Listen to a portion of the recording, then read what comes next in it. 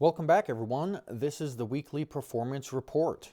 Before I get started, I would like to announce two things in regards to this Substack. I hit 100 subscribers. Yes, my Substack is growing quicker than my YouTube channel, which is interesting to say the least. And I got my first voluntary paid subscriber. From the bottom of my heart, thank you. I do not make a living writing and investing, but I would like to. People's subscriptions and payments bring me one step closer to that becoming a reality, the so-called American dream. A dollar donation to my Substack isn't just a nominal dollar figure in quantitative terms. It's just as important to recognize it in qualitative terms. It's not just a transaction, but a meaningful interaction. I view such financial contributions within the framework of the dopaminergic incentive reward system, in which the money transcends beyond the tangible and contributes to a broader meaning and purpose in my life. It's a step in the right direction that helps orientate me and validates my efforts and is a signal of it being valuable. Once again, thank you. On to business as usual. Noticeable activities over the last week. Bought RGTI, Rigetti Computing, put. Sold ChargePoint, EVgo, Blink, and I sold the Rigetti put. I bought the EV infrastructure names for a bounce and a bounce I got. I haven't done the necessary work to have much conviction, therefore I sold them. In regards to Rigetti, for those of you who follow me on Twitter, you will have seen this post I made. Up until this last week, I didn't even have option trading enabled on my account. Well, that changed. I shorted Rigetti and did well for myself. The whole quantitative computing bubble got absolutely absurd. Google's Willow announcement on December 9th put the quantitative names into a raging bubble. Jensen of NVIDIA seemingly popped that bubble on Tuesday at the CES convention. I closed my put, not because I don't think that it'll stop going down, but because I was undercapitalized when I put the trade on and thus couldn't go out in duration as much as I wanted to. Rigetti has an unlock coming up roughly on January 26th and February 25th. 90 days of lockup. I suspect they won't be kind to shareholders. In other news, LA has been up in a blaze. You might be wondering how to play it. I myself won't be playing it, but for those of you who might want to, here are some names to research over the weekend. California stocks, PCG, utility company, EIX, utility company, MCY, insurance company, REXR, that's a REIT, HPP, that's a REIT, and DEI, which is a REIT. DEI is interesting because you could either play it from the short side due to damages and such, or you could play it from the long side, theorizing that displacement will increase the value of their Brentwood, Westwood, and Santa Monica locations. With that said, I ended the week up 3.17%, and yeah.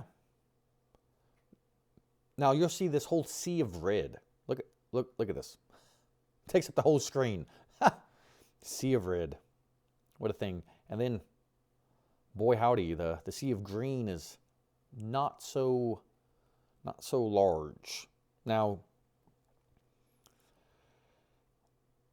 with this recent Rigetti put, it's quite interesting because one of the things I've been doing is I've been trying to put money to work in short-term things that just to make some money, maybe above T-bills that I think are maybe lower risk, have some technical bounce on some support level they might offer me. And that's what ELF was. And that was up 10% in a couple of months, and this and that the charging, EV charging infrastructure plays was kind of that, especially Blink. And my point is that starting this upcoming week, I'm going to be 17% cash.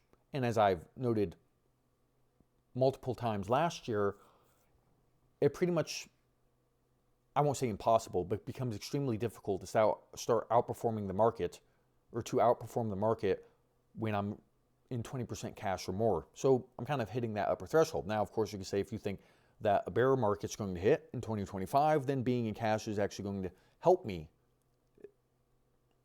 as opposed to hurt me with my performance, which would be a true statement. And I have been wanting to build cash.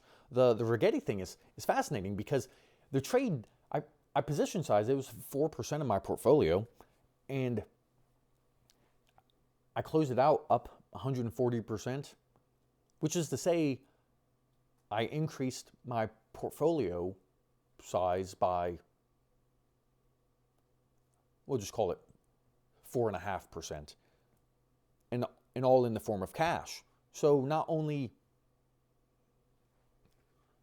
so the charging stocks, the EV infrastructure stocks were roughly 5% of my portfolio, and then the Rigetti was 9% of my portfolio, and then I had 2% in cash.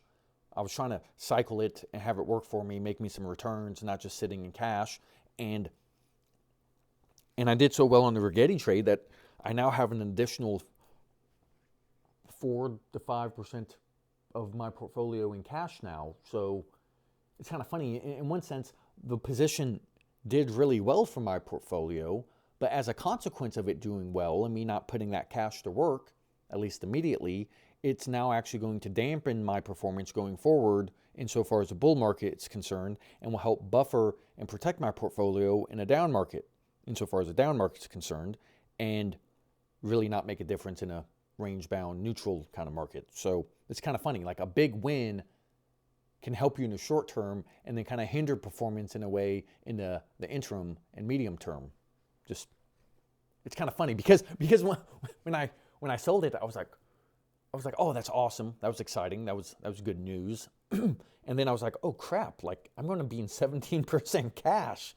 Like, oh wow, what? I didn't think about that.